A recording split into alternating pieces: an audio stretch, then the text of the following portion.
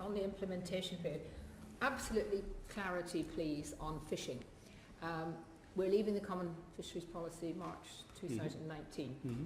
So during the implementation period, there's nothing to implement in terms of fishing.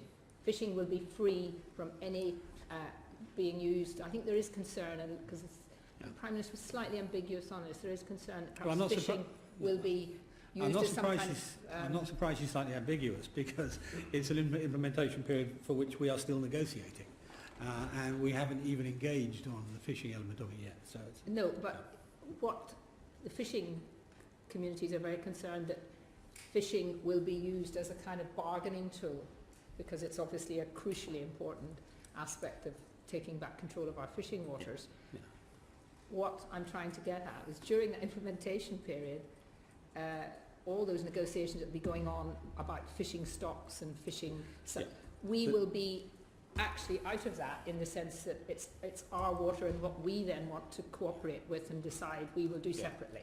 Yeah, and it's a year-by-year negotiation on stocks, on fishing, on division, allocation of the stocks and so on. And we will have to come up with a mechanism by which we deal with that. We will have control of our own waters at that point. Right.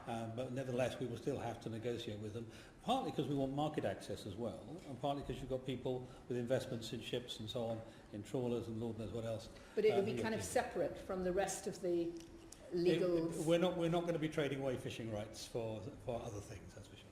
Okay. Richard Drax.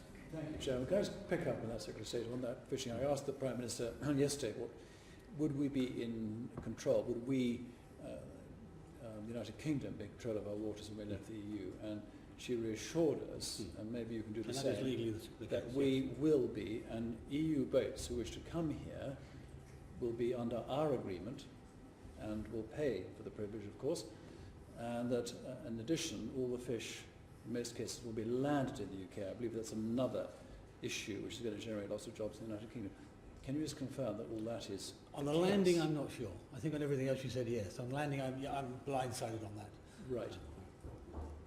But everything else, it's under our control. There's not going to be a sudden stop of foreign fishermen fishing in our waters in March of next year.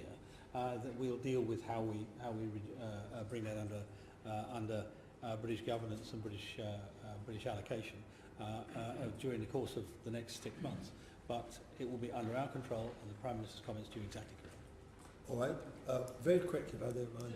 Secretary of State, if you could explain then the legal basis of that. If our transition deal is a standstill, everything the same as now, for 18 months to 2 years, what is the mechanism for fishing to be The thing about fishing is it's something of a special case, because it's a year-by-year revision of allocation, quota, catch, and all the rest of it.